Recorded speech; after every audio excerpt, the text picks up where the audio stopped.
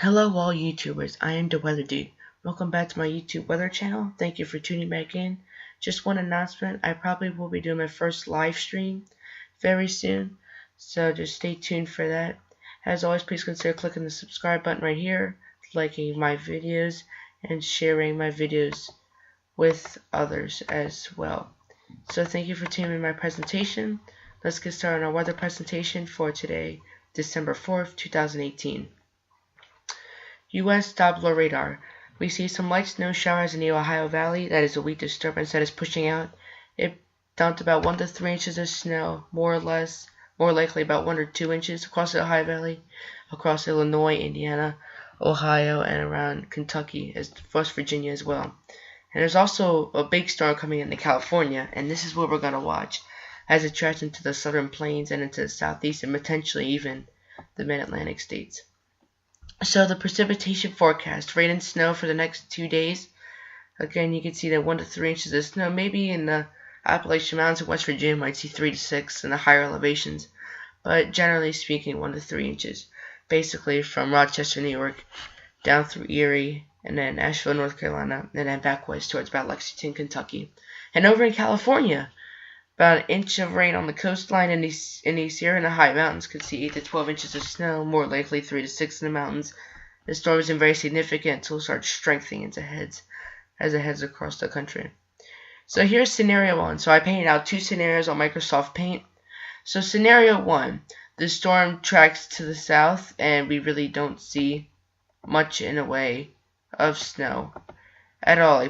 Like places like Philadelphia and DC and New York wouldn't be affected as much. And the rain would be farther south, the mixing would be farther south, and the snow would probably be around the lower Ohio Valley, upper Tennessee Valley. So snow and ice, mostly snow, in central Kansas, central Missouri, southern Illinois, southern Indiana, and southern Ohio valleys. But nothing really for Philly. Maybe some mixing in DC with scenario 1 possibly, but certainly nothing for Philly, for New York, Boston, Bangor, Maine. If we look for scenario 2 though, so scenario 1 it just goes out to sea, so like an motion like that, but scenario 2 has going up the coast. It would bring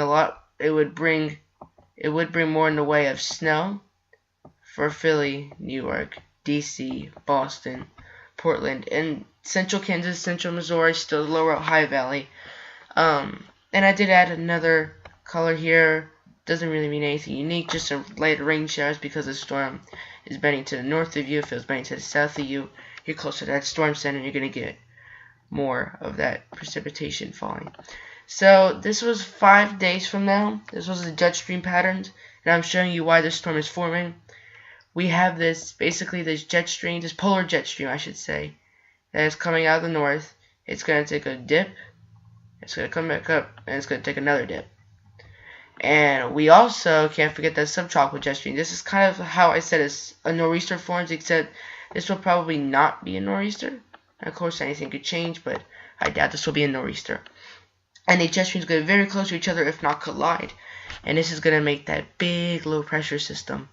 And it's then going to track. Does it track out to sea or up the coast? Again, that is still uncertain, but we are certain that Amarillo, Texas, Oklahoma City could certainly see some icing. Tennessee Valley could certainly see some icing. But after the Tennessee Valley and beyond, it's really unknown. And we still have to see what is going to go on with that.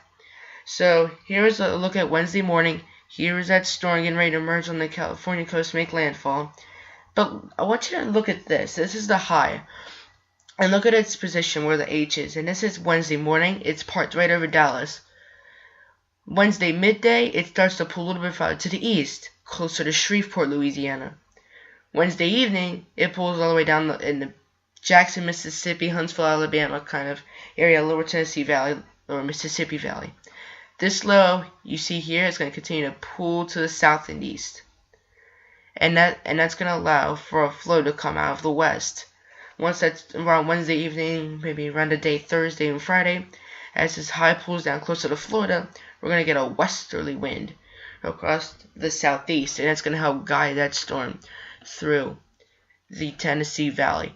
Now, what we aren't not certain about is what this high is going to do up to the north. And I do have the FV3 GFS model, which I can show you. This is the 12Z run. They do it, the data arrives later than the operational GFS. But here's a 12Z run, and seeing what my scenario 2 was, just having it go up the coast and produce some, not too much snow, maybe like a few inches, a quick glancing blow, potentially some heavier snow squalls. But other than that, that's what the FV3 GFS is saying. For the operational GFS in itself, you really have to watch this high pressure here. Really notice as it's coming up the coast, we have a high here, but it's pulling off and the pressure gradients are weakening. We were just at 1037, now we're at 1035, now we're at 1031, now we're at 1030.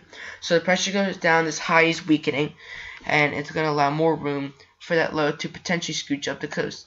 And this looks different than the 12Z run. The 12Z run GFS had it kind of going out to sea. This one has it stalling off the coast of North Carolina. And you see now there's no really high pressure to guide it, except the closest one is basically up in Canada and back in the Rockies. Pivotal weather. This is your freezing line here real quick. Day 1 maximum temperatures. This is daytime temperatures. And really very cold across the northern part of the country in the 30s and potentially even some 20s. So this is a new website I found. I've been browsing. It's called twisterdata.com. And so it's the GFS model snow depth. So this is hour 144, or aka 6 days from now. And as you can see, these reds here, these darker shades of red, up to 18 inches of snow depth, but that's in the mountains near Asheville, the Smoky Mountains, in western Virginia and West Virginia, eastern Kentucky. This is not, 18 inches of snow is not going to be in the low-lying areas. I know it's not going to be that, but it will be close to a couple thousand feet, few thousand feet in elevation. But anywhere you see green, that means you're going to have at least an inch of snow depth. And if you see yellow, that means at least 6 inches. So that is it for my presentation for today. Hope you enjoy. Again, I dedicate this presentation to all the police officers and military crew out there. Thank you for serving our country, and thank you for watching my video. I am the Weather Dude, signing off. Till next time.